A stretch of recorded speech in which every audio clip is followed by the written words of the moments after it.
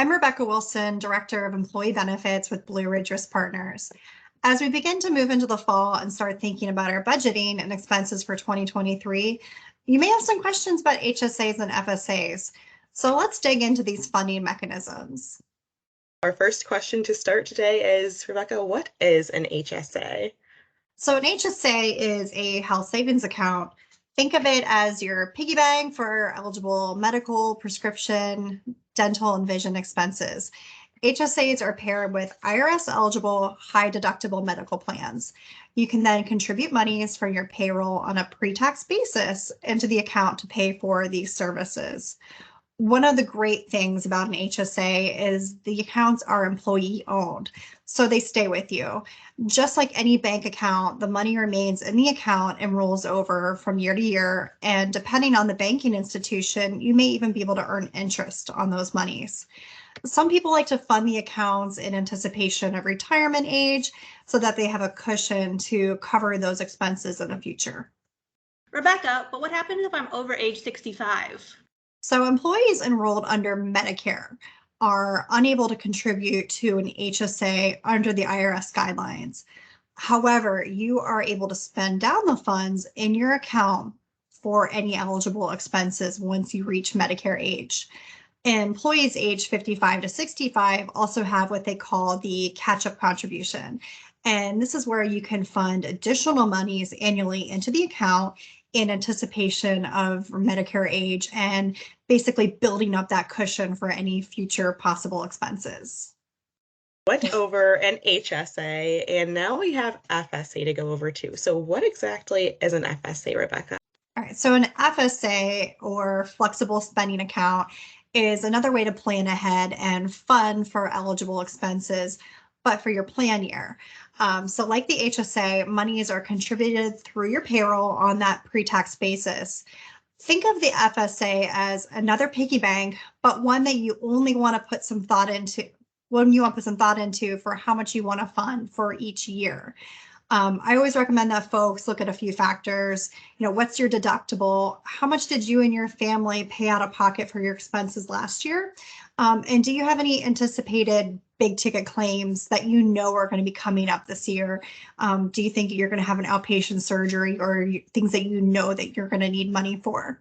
With those considerations in mind, you can then judge what amounts you want to fund into the FSA. The really important and user-friendly part of the FSA is that the monies are available day one. So you have access to them to cover your expenses as soon as the new plan year starts. You are essentially paying back the upfront dollars from your payroll throughout the plan year back to your employer. Another aspect of the FSA is the DCA, or dependent care account, which is optional, but it's available alongside the FSA. And for those with dependent children, listen up, because this is a really fantastic benefit to pay attention to. You have the ability to fund a DCA with pre-tax monies for qualified daycare, nursery school, before and after care, and even summer camps for kids that are under the age of 13. For adults with a dependent and an adult daycare facility, this is also an eligible expense under the DCA. So these are all great ways to, again, put your money to work for you. One factor that you want to keep in mind with the DCA is the monies are not funded day one like the FSA, but as your payroll contributions are made. HSA and the FSA sound very similar. What are the differences? A lot of similarities there. Big differences. The HSA is a way to save for your long-term or current or future expenses, whatever they may be. So these accounts are employee owned and they stay with you. The FSA is for short-term planning, just 1 year at a time, and the monies are use it or lose it. So it involves some thought on how much you want to fund. Bottom line, FSA dollars, day one, they're available to you.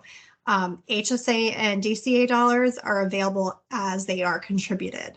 Cool. I wondered the difference too between the two. So with that then, can I elect both an HSA and an FSA? So yes, but there are restrictions on this. Because they are so similar, the IRS has requirements on what they would consider double dipping. So if you elect an HSA, then you are only able to take what's called a limited purpose FSA to cover basically your dental and vision expenses only. The dependent care account is also still available, though, alongside an HSA.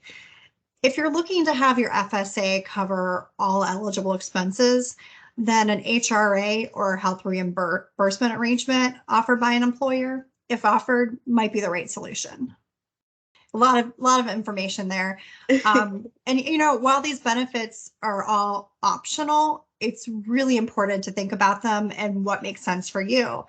We all work really hard, so it only makes sense to make our money go farther while also working for us. At Blue Ridge Risk Partners, we're here to help you move forward with confidence.